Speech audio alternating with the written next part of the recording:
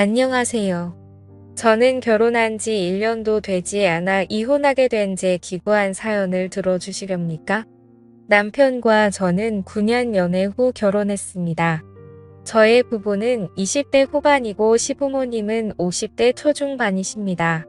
서울이 고향이었던 제가 익산에 있는 한 국립대학교에 다니면서 캠퍼스 커플로 만나게 됐고, 연애 기간 동안 평범한 연인들처럼 좋을 때도 싸울 때도 있었지만 결혼하고 나서는 싸우는 일 없이 행복하게 잘 살고 있었어요. 서로 맞추면서요. 익산 토박이인 남편은 조금 달을 찌르긴 했지만 크게 성격이 모나지 않은 편이었죠. 평상시에 될 수 있으면 저한테 맞춰주려고 했던 사람이었어요. 주변 사람들한테도 잘하고 저희 부모님한테도 잘해서 주위에 흠 잡힐 데 없는 사람이었고, 대학생 때 과대를 여러 번 할 정도로 리더십도 있었죠. 경제권도 저한테 다 넘기고 월급 받으면 꼬박꼬박 저한테 다 보내주고 용돈 받아서 썼고요. 그러던 어느 날 시댁으로부터 충격적인 이야기를 들었습니다. 시아버님이 3억 원에 가까운 고액의 빚을 졌다는 거려. 빚은 도박 때문에 지게 되었고 개인 은행카드로 내 사채까지 다양한 곳에서 빚을 지셨다군요. 결혼할 당시 제가 알고 있던 빚은 살고 계시던 집담보 대출 1억 8천 정도뿐이었습니다. 시아버님 월급이 500만 원 이상이시고 시어머님은 가정주부세요. 대출받아서 살고 있는 집이지만 아버님 월급이 꽤 되고 도련님도 일을 하는 상황이어서 돈 들어갈 곳이 많지 않은 걸로 알고 있었습니다. 그래서 어느 정도 대출금 갚으면서 사시다가 은퇴하시고 주택연금 받으시면서 사시면 되겠다 싶었습니다. 그래서 크게 걱정이 없었습니다. 시부모님과 관계도 좋아서 같이 좋은 곳도 다니고 그저 평범하게 살다가 노후에 아프시면 도와드려야겠다 생각했었죠. 결혼할 때 시댁에서 딱 1,000만 원 집 구하는데 도움받았습니다. 친정에서는 더 해주고 싶어 하셨지만 시댁에서 1,000만 원밖에 못 받으니 친정에서도 1,000만 원만 받았습니다. 그리고 우리끼리 모은 돈에 전세 자금 대출해서 작은 오피스텔 전세집에서 시작했어요. 시댁에서도 그저 너희 둘이 잘 살면 된다고 알아서 잘 살으라고 하셨습니다. 돈을 안 해주셔서 서운하고 그런 마음도 전혀 없었고 그저 둘이 잘 살아보자 하는 마음과 희망으로 시작했습니다. 그리고 결혼 전에 남편이랑 이야기했던 대로 저는 직장을 그만두고 하고 싶은 일을 시작했습니다. 퇴사할 때 퇴직금으로 3천만 원 정도 받아서 경제적으로 무리될 부분은 없었습니다. 그래서 한 달에 100 정도씩 적금하고 알뜰살뜰하게 살림하면서 잘 살고 있었어요. 둘이 문제 될 것 전혀 없었습니다. 그런데 3억 빚이라는 일이 터져버린 거죠. 처음에 소리 들었을 때는 그저 황당했습니다. 도박으로 빚을 3억이나 졌다는 게 어이가 없었고 시아버님을 그렇게 안 봤는데 배신감이 들더군요. 진짜 아버님이 어떤 분인지 남편 통해서 물어보기도 하고 결혼 전에 자주 찾아뵙기도 했었거든요. 그때는 정말이지 재테크에 능하지 않으실 분 가정적이고 능력있고 좋은 분인 줄로만 알았는데 도박꾼이라뇨. 생각해보면 이상하기는 했습니다. 그렇게 월수익이 많으시고 지방인데도 집의 70% 이상이 대출이라는 게 의아하긴 했었어요. 허나 사정이 있겠지 다른 재산이 있겠지 싶었는데 그게 전 재산이었다니. 그런데 이제는 그마저도 날리게 생겼다니 시댁에 가서 이야기를 들어보니 급한 게 사채였습니다. 사채업자들이 계속 아버님 회사 찾아오고 어머님한테 전화하고 해서 두 분 다 정신적으로 많이 힘드신 게 같았어요. 결혼한 지 4개월밖에 안 된 우리에게 돈 좀 해줄 수 있냐고 하시더라고요. 둘이 있는 돈 없는 돈 그간 모은 돈 모두 탈탈 털어서 결혼한 게 아시면서 말이에요. 얼마나 급하면 그러실까 싶고 일단 급하게 갚아야만 될 것 같아서 900만 원 해드렸습니다. 남편이 저랑 동갑이라 늦게 취업했고 결혼 준비 기간 동안 월급 받은 것까지 다 털어서 결혼 준비해서 남편은 모은 돈이 하나도 없었어요. 그래서 제 퇴직금 일부 들여서 사채 기질 해결했습니다. 그리고 아버님이 회사 돈도 건드리셨다고요. 2,500만 원 정도를 말이에요. 한마디로 공금 행정을 하신 거죠. 그게 급하게 일부 해결하느라 부모님이 카드 대출 200만 원을 받으셨는데 만기일이 다가온다 하셔서 또 200만 원을 그런데 은행뿐만 아니라 카드 대출 이자가 너무 세서 매달 원금과 생활비 이자까지 나가는 돈만 500만 원 이상이었습니다. 아버님 월급이 500만 원 정도인데 그냥 다 나가는 거죠. 사면서 받은 대출도 원금이랑 매달 나가는 돈이 커서 집 팔고 회생이나 파산을 하자고 아버님 말씀드리니 아가야 시애비 무시하냐. 나 아직 그렇게까지 인생 막장 아니다. 집은 있어야 된다. 라고 하시면서 거부하셨습니다. 그리고 한 달 정도 뒤에 회사 돈 건드린 게 남은 2,300만 원을 메꿔야 했습니다. 근데 돈이 없는데 어떻게 그걸 메꾸겠어요. 결국에 어머님이 또 카드 대출을 받아서 해결했습니다. 처음에는 공금의 명으로 감옥을 가던 말던 알아서 하라고 하시다가 그래도 회사는 다니게 해줘야 하지 않겠냐 해서 어머님이 카드 대출을 받으신 거라 했어요. 그리고 또 한 달 뒤에 도저히 안 되겠는지 아버님이 회생을 알아보시더군요. 이게 아버님 회사 회장님 귀에까지 들어가됐고 회사 돈 손댔던 사실도 또 회장님이 알게 되면서 회사에서 잘렸습니다. 회생을 해도 6천만 원 정도는 알아서 갚으셔야 된다 하시대요. 그렇게 직장에서 잘린 이후에도 정신을 못 차리시고 매일 어디를 다니시는지 매일 밤 담배 냄새에 찌들어서 돌아오셨고 어머님이 도대체 당신 어디 다녀왔냐 따져 모르시면 생활비가 필요해서 돈을 좀 벌려고 다니고 있다고 하시면서 되려 숨막히게 하지 말라며 어머님께 화를 내고 집을 뒤집어 놓으셨습니다. 그 돈은 어찌 갚으시려고 하시는 건지 답답하더라고요. 그 후 어머님은 결국 집을 파셨고 집 사면서 은행에서 받은 대출금 갚고 나니 수중에 몇 천만 원만 남더라고요. 아버님이 운명했던 회사 공금 갚느라 어머님이 받았던 대출을 그 돈으로 해결하고 할머니한테 빌린 돈도 있어서 1,000만 원 갚고 복비 이사비까지 지출하고 나니까 결국에 남은 돈이 1,000만 원 정도였습니다. 아버님은 언제부턴가 집에 들어오지 않는 날이 들어오시는 날보다 많아지셨고 어느 순간부터 집에 들어오지 않으셨습니다. 어머님은 아버님 생각만 하면 지긋지긋하다고 집에 오면 바로 이혼 도장 찍으라고 할 거라고 이혼 서류까지 준비해 두시고는 칼을 가셨습니다. 그렇게 집을 팔고 도련님이 얻은 저렴한 빌라에서 도련님이 벌어오는 돈으로 어머님과 도련님 둘이서 생활하기 시작했습니다. 처음에는 같이 으쌰으쌰 해결해 나가려고 자식들이 아버님께 연락해서 계속 어디시냐고 물어도 보고 싸워도 보고 했는데 고집이 있으셔서 마음대로 하시고 도대체 뭘 하시는지 어떻게 생활하시는지 상황 돌아가는 것도 이야기 안 해주셔서 포기했습니다. 그냥 열심히 일해서 돈 벌고 있다고만 하셨어요. 이렇게 해서 어찌어찌 아버님 포기하고 도련님 어머님만 산다고 해도 서로가 걱정이었습니다. 도련님도 돈 모아서 결혼해야 되는데 솔직히 상황이 이 정도면 어머님도 진작 뛰쳐나가서 일을 하셔야 하는 게 아닌가요? 자꾸 비가 오면 온몸이 뻐근하고 날이 좋아도 몸이 안 좋다고 하시면서 본인 하시고 싶은 일자리를 고르고 계시더군요. 제 생각에는 그런 거 따질 때가 아닌데 말이에요. 평상시에 요가 계속하셔서 요가 강사 자격증까지 있으시고 등산도 자주 하시고 봉사활동 같은 것도 다니셨어요.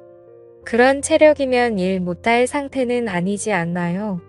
저희 부부가 좀 도와드릴 수도 있지 않았냐 하실 수도 있는데 저는 결혼한 지 1년도 안 돼서 1,100만 원 해드린 상태라 더 해드리고 싶지도 않고 해드릴 수도 없는 상태였어요.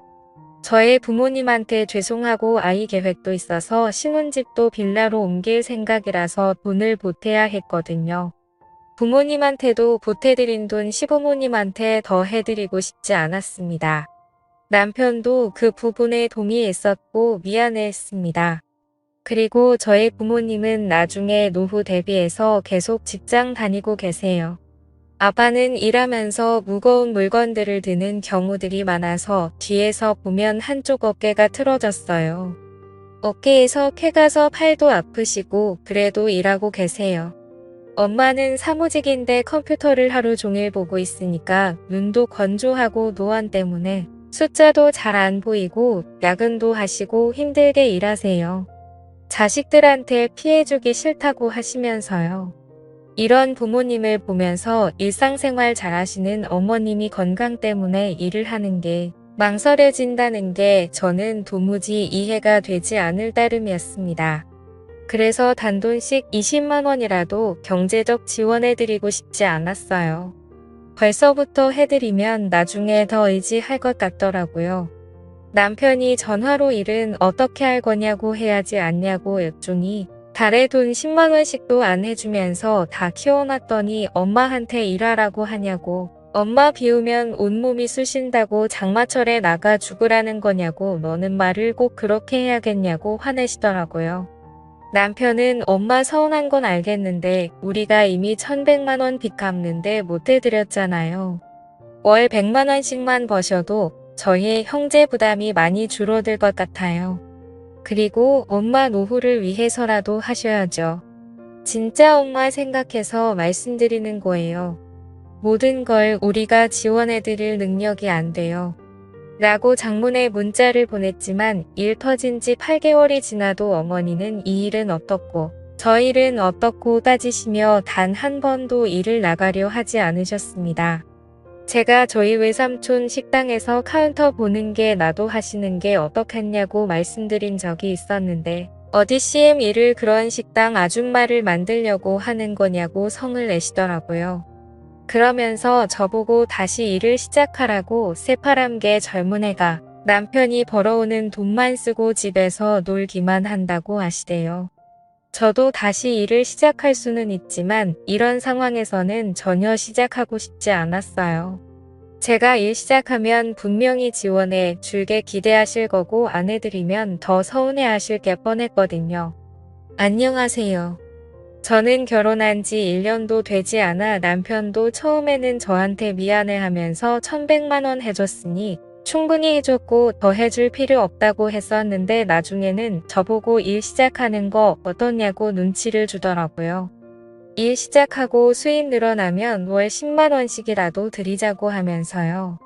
하지만 제가 벌 돈들이 앞으로 태어날 제 아이, 제 집, 제 노후 등을 위해 쓰이는 게 아니라 시댁 뒷바라지에 쓰일 거라고 생각하니 끔찍하고 싫었습니다.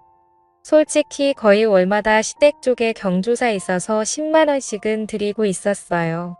친정 쪽은 생일, 어버이날, 명절 때만 드렸고요.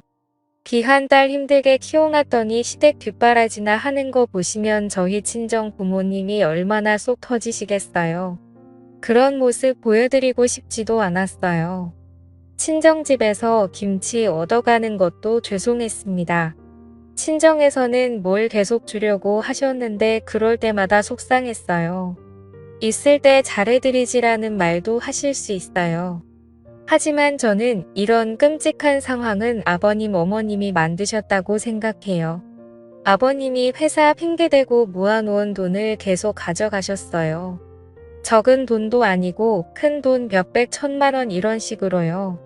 근데 그때마다 어머님은 그냥 방관하신 거예요.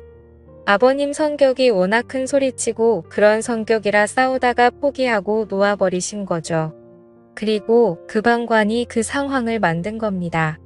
그렇기에 두 분이 열심히 해결할 의지가 있어야 된다고 생각하는데 아버님 위에 말씀드린 상태이시고 어머님은 본인은 마냥 피해자라고 생각하시고 그래서 의지가 안 보이니 추가적으로 지원해드리고 싶지도 않고 그러더군요. 밑 빠진 독에 물 붓기라는 생각만 들어서요. 남편이 점점 힘들어하더라고요. 처음엔 티를 안 냈는데 날카로워지고 밤에도 술 먹고 늦게 들어오고 새벽에 들어오는 날도 많아졌습니다. 부모님은 부모님대로 아내인 저는 저대로 남편한테 화내고 하니까 속상해서 저러나 했어요. 남편은 아버님이 말씀하시기 전까지 정말 이런 일에 대해서 전혀 모르고 있었다고 했거든요. 평소에 경제적인 부분에 크게 관심이 없어 보였어요. 저한테 경제권을 완전히 맡겼었고 돈에 대한 욕심도 전혀 없어 보였고 소소하게 우리가 할 수 있는 선에서 열심히 살면서 살림을 꾸려나가자고 했었어요. 저도 그렇고 남편 부려님까지 부모님한테 뒤통수 맞은 거인 줄 알았습니다. 남편도 피해자라는 생각에 남편이 너무 안쓰러웠고 아무리 술을 먹고 늦게 들어와도 새벽에 들어와 술 주정을 부려도 다 이해해 주려고 했습니다. 기죽어 들어온 남편을 꼭 안아주고 다음 달부터 다시 시작해야겠다고 결심했습니다. 그리고 남편한테 다음 날 아침 말했어요. 다음 달부터 출근하기로 결심했다고. 남편이 혹시 본인 부모님 빚 때문에 그런 거냐고 하면서 눈물을 머금은 채 말하는데 저도 그 모습을 보고 눈물이 나더라고요. 진짜 아침 대바람부터 둘이 부둥켜 안고 펑펑 울었네요. 열심히 살아보자고 대신 어머님 일하시는 게 설득 멈추지 말자고 도했습니다.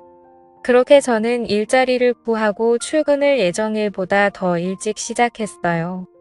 일자리라는 일이 전문직은 아니지만 워낙 수요가 많은 업종이라 쉽게 일을 구했습니다. 남편과는 주말에 데이트도 하면서 여전히 신혼의 단꿈에 젖자 있었어요. 그러다가 그날 그것을 알게 된 겁니다. 그날은 제가 몸살이 심해서 사장님께 양해를 구하고 출근했다가 몇 시간 후에 병조퇴를 했던 날이었습니다. 남편이 걱정할까 봐 조퇴한다는 말은 안 했고 그냥 몸이 좀 안 좋다고만 했었어요. 남편은 너무 걱정된다고 하면서 병원에 꼭 가라고 해주었고 중간중간 전화를 하면서 챙겨주었습니다. 그렇게 조퇴를 하고 집에 도착해 문을 열었는데 현관에 처음 보는 신발이 놓여 있었습니다. 뭐지 싶어서 조용히 집 안으로 들어갔습니다. 참고로 남편이 밤에 와도 늦게 오는 날들이 많아서 제가 집 비밀번호 누르는 걸 무음으로 설정해 놓은 터라 문 여닫는 소리 빼고는 큰 소리가 나지 않았어요. 저는 안방 쪽에서 대화 소리가 들리는 걸 느끼고는 안방 문을 벌컥 열었습니다. 그런데 그곳에 연락 없으셨던 시아버지와 출근한 줄로만 알았던 남편이 있는 게 아니겠어요. 아버님은 남편이랑 점심을 먹으러 왔다고 했고 남편은 아버님이 아프셔서 같이 병원을 가려고 만났다고 했습니다. 그리고는 둘이 서로 눈빛을 주고받더니 병원 갔다가 점심을 먹으러 만났다고 하는데 영 느낌이 쎄하더라고요. 그래서 알겠다 하고 그럼 병원은 다녀오셨냐 했더니 지금 병원에 안 그래도 가려고 한다고 했습니다. 저는 당시 몸이 너무 안 좋은 상태라 몰아다져 묻기도 피곤했고 힘들어서 알겠다고 말하고 불을 보내고 안방에서 한숨을 잤습니다. 그렇게 한숨 자고 일어나니 존몸이 개운해지면서 동시에 남편과 아버님이 영 수상하더라고요. 남편은 아버님이랑 연락이 영 안 돼서 답답하다고 바로 그날 오전에도 카톡으로 말했었거든요. 저에게 뭔가 숨기는 게 있는 것 같았습니다. 허나 그게 뭔지 알 방도가 없으니 답답할 따름이었어요. 그냥 저는 바로 남편이 저녁에 오자마자 물어봤습니다. 왜 나한테 거짓말했냐고 아버님한테 연락 안 된다고 해놓고 왜 예약해서 만난 거냐고. 아버님이 요즘 다시 도박 때문에 빚쟁이들한테 쫓기고 있어서 혹시나 저랑 나는 카톡 내용도 유출되거나 하면 곤란해질까봐 그랬다고 했습니다. 그럼 왜 집에 둘이 있을 때도 얘기 안 했냐고 따져 물으니 제가 걱정할까봐 그랬다고. 제가 아내지만 자기 아빠의 치부를 알리는 게 부끄럽고 자존심 상했다 하더라고요. 진짜 한숨 나오더라고요. 개벌은 못 고친다더니 진짜 죽어야 도박질은 끝난다더니 여전히 그 짓거리 하고 다닌 시애비라는 이 인간으로도 안 보였습니다. 욕이 목구멍까지 차올랐지만 그래도 남편 아버지인데 그리고 내 시아버지인데 참자 하면서 참았죠. 그리고 그 다음 날 아침에 일어났는데 또 몸살이 올라오더라고요. 원래 남편 출근 후 한 20분 정도 후에 제 출근 시간이라 남편 보내고 좀 더 누워있다가 가려고 했는데 그냥 사장님께 오늘 하루 병가 쓰겠다고 하고 누워있었습니다. 그리고 세상 모르고 잠이 들었네요. 그런데 무슨 소리가 틀려 잠에서 깨보니 거실 쪽에서 남편 목소리가 들렸습니다. 뭐지 벌써 남편 퇴근 시간인가 하고 시계를 봤더니 겨우 오전 10시더라고요. 뭐지 싶어 안방에서 숨죽이고 남편의 통화 내용을 듣는데 뭐라 잘 들리진 않았지만 대충 오늘은 좀 일찍 할 수 있습니다. 거기서 뵐게요. 오늘은 좀 늦게까지 가능합니다. 뭐 이런 말들이 틀렸어요. 저는 뭔가 남편이 나를 속이고 있구나 싶었습니다. 그러다가 남편의 목소리가 제가 있는 안방 쪽으로 가까워지는 걸 느꼈고 저는 안방 옷장 속에 몸을 구겨 넣었습니다.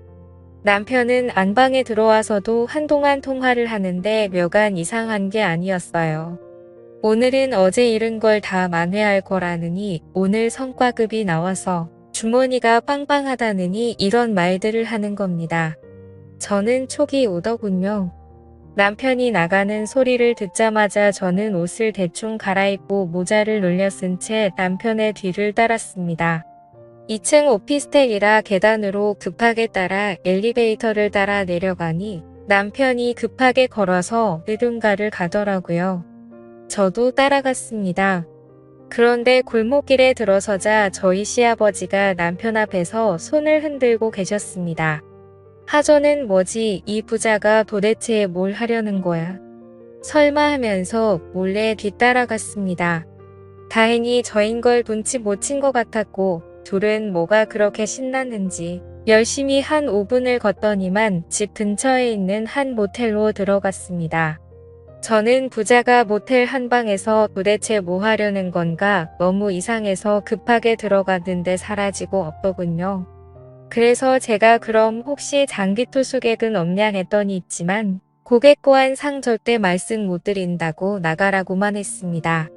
저는 어쩌지 발만 동동 구르다가 방 하나 대시를 하겠다고 하고 결제를 하고 제 방으로 들어갔습니다. 그리고 복도로 나가 남편에게 전화를 걸었어요. 혹시나 방 안에서 전화벨 소리가 들리진 않을까 신라 같은 희망을 품고요. 그런데 정말 가까운 복도 쪽에서 전화벨 소리가 들렸습니다. 저는 뭐지 하고 급하게 제 방으로 들어가 살짝 문을 열고 복도를 살피더니 제 남편이라는 놈이 복도 벽에 기대서 제 전화를 받는 게 아니겠어요. 저는 떨리는 목소리로 작게 여보 지금 어디야? 라고 물었고 제 남편은 아주 천연덕스럽게 어디긴 일하고 있지 거래처 왔어 라고 하더군요. 아 오늘 일찍과 같이 저녁 먹고 싶어 라고 하자 어쩌지 거래처 부장님이 오늘 술 한잔 하자고 하시네. 우리 회사 가을이라서 어쩔 수가 없을 게 같아 이해해줘 하면서 애교 섞인 목소리로 말하더니만 여보 미안해 나 지금 끊어야 돼서 또 연락할게 하더니 전화를 또 끊더라. 저는 문틈 사이로 남편이 들어가는 방향을 캐치한 후 바로 나와서 그 방 문을 미친 듯이 두드렸습니다. 그랬더니 한참 뒤 남편이 아니라 우락부락한 목부터 팔까지 문신이 도배된 남자 한 명이 문을 열더니만 짜증스러운 목소리로 누구냐고 묻더군요. 저는 바로 그 방 안을 스캔했습니다. 그 방 안에는 담배 냄새가 너무 자욱해서 선명하게 보이지 않았지만 초록색 테이블이 하나 놓여져 있었고 거기에 여러 명의 사람들이 카드 같은 것을 가지고 게임을 하는 듯 했어요. 제가 거기에 서서 한참을 멍때리 자 저를 발견한 남편과 시아버지라는 작자가 그 테이블 아래에 급하게 숨더군요. 진짜 그 모습을 혼자 보는 게 아까울 정도로 어이없고 웃겼습니다. 웃으면 안 되는 진짜 심각하고 화나는 상황이었는데 웃음이 나오대요. 저는 죄송합니다. 잘못 왔습니다라고 말한 후 바로 제 방으로 급하게 들어와 경찰에 신고를 했고 경찰은 바로 그 모텔 방을 급습해서 제 남편과 시아버지를 비롯해서 일당들을 검거했습니다. 그리고 경찰서에서 알게 된 사실이 남편은 시아버지의 도박을 모른 게 아니라 함께 해왔었고 그간 도박 빚은 시아버지 혼자의 빚이 아니라 함께 빚은 거였던 겁니다. 그래서 어머님도 저희가 그 빚을 갚는 게 당연하다고 하셨던 거고요. 저는 사기 결혼으로 고소하려 했지만 변호사는 그저 이혼 소송과 위자료 청구 소송 정도만 가능하다고 하셨고 긴 소송 끝에 결국 잦은 위자료 몇 천만 원을 받게 된 게 전부입니다. 아무것도 남지 않은 제 1년 동안의 결혼 생활 찢어지고 찢긴 가슴은 1년이 지나도 10년이 지나도 나아지질 않을 것 같습니다. 가족 사기단에 속은 제 이야기. 제가 생각해도 소설 같고 드라마 같네요. 제 암담한 사연을 들어주셔서 감사합니다.